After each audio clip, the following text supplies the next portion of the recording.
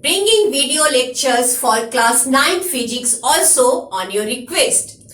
And the first chapter in class 9 physics is motion.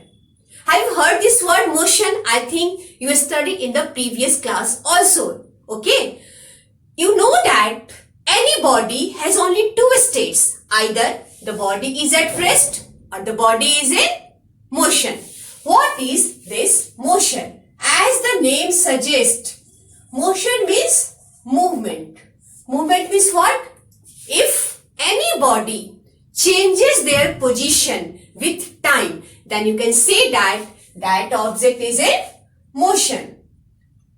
Change of position, you can write change of position with time. If object does not change their position with time, then you can say that that object is at rest.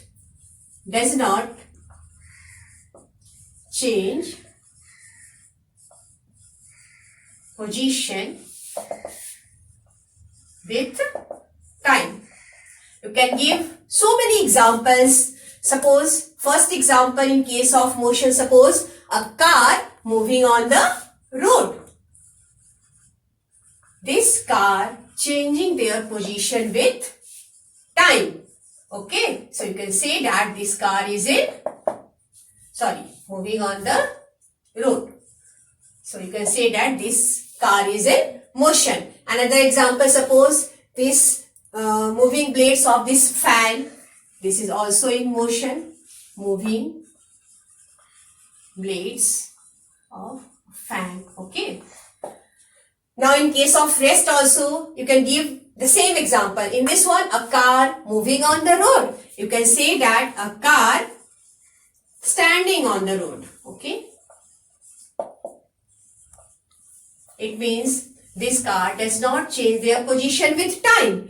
So this car is at rest. Okay. Or another example, suppose tree standing on the ground. So these are different examples of rest and motion. Suppose I can explain with this, the help of this diagram also. Suppose this is the initial position of the particle. The particle of body is at position A, and after some time the body reaches to point B. It means this object changes their position from A to B. It means this object is in motion. And if the same object initially at point A and after some time also it remains at point A, so this object is at rest. Okay. After this rest and motion, you can't say exactly whether any object is at rest or in motion. It means it depends on the observer who is observing, and for that you must know about a reference point. So next is reference point. Reference point. What is this reference point? Okay, let us suppose one example. Suppose two friends are sitting inside the bus. Suppose there are two friends and these two friends are sitting inside this bus A and B, and the bus is moving along this road. Okay, and one friend is standing outside this bus, standing on the road. Now when this B observes A, then he found that A is at rest with respect to B, because both are sitting inside the bus and the bus is moving. So both are at rest with respect to each other. But when C observes A, then C found that this bus is moving.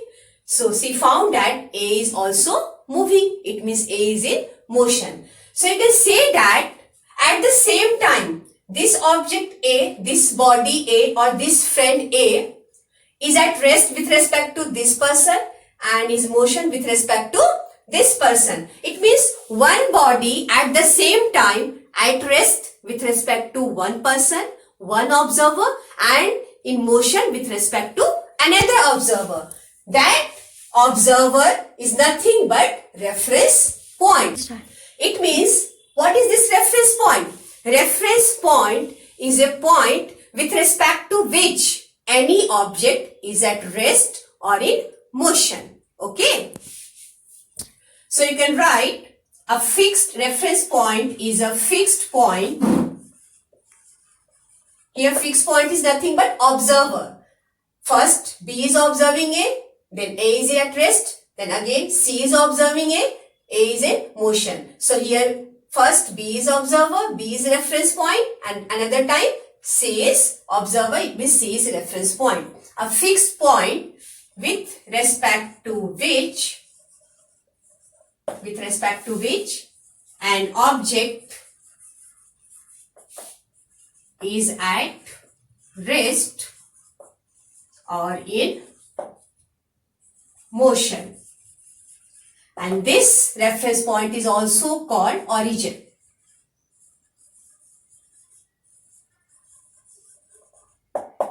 Only with the help of this reference point, we can say that any object is at rest or motion. So, next term comes that rest and motion are relative terms.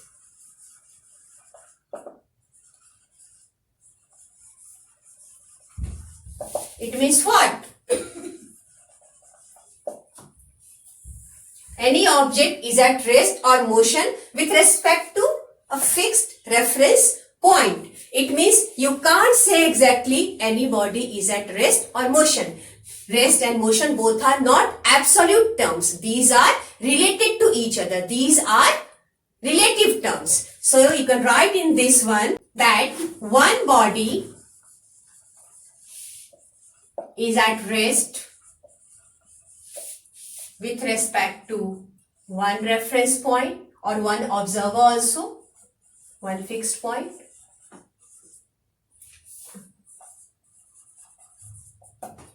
And at the same time,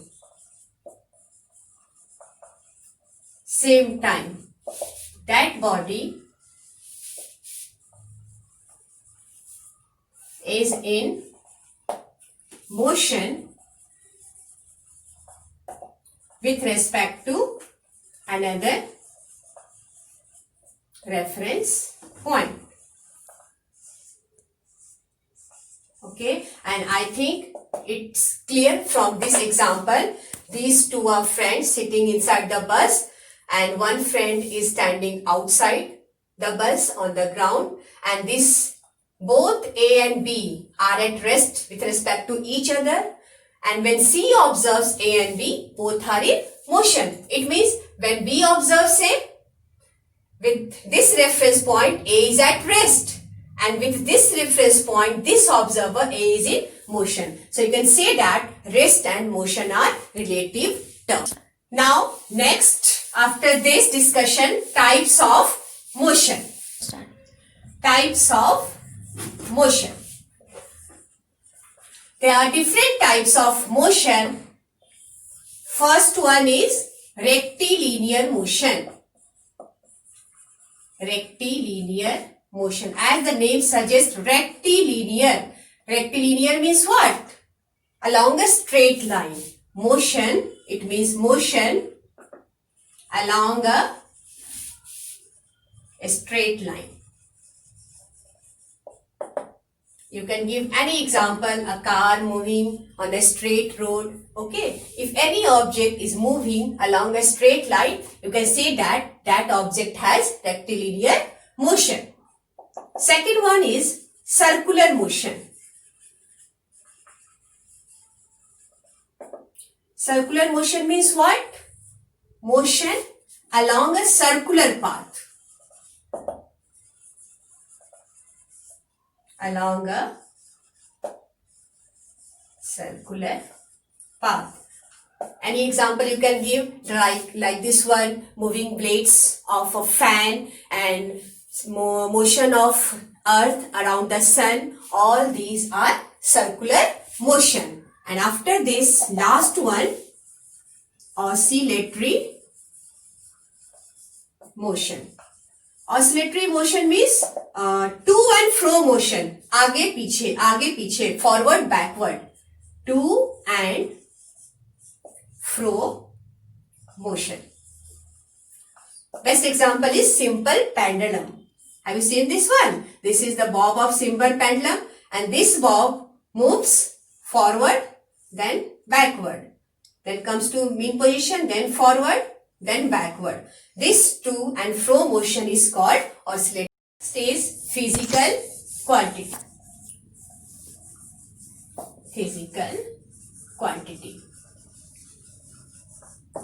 Actually, physical quantity is the property of material that can be measured, like length, height of the body, mass of the body. These are physical quantities which can be measured, and it is of two types.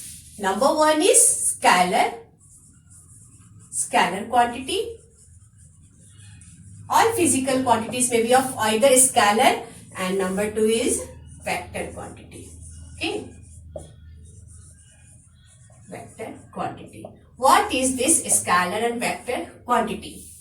Scalar quantity are those quantities having only magnitude but no direction.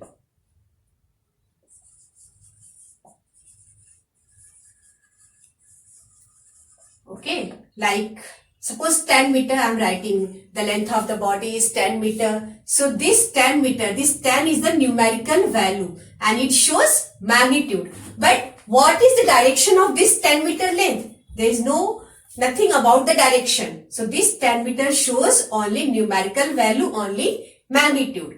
And this vector quantity are those quantities having both magnitude and direction. Okay. If I write in place of 10 meter towards east, it means this object travels 10 meter distance towards east. Here towards east shows direction. This is numerical value, magnitude, and this towards east shows direction. So this is a vector quantity and only numerical value. It means it is only a scalar quantity. You can write example of this scalar quantity like distance, speed, work. All these are scalar quantities. All these quantities have only magnitude. We will discuss distance, speed, work, all these things one by one in the chapters. Next chapter or in this chapter. And next example of this vector quantity, displacement.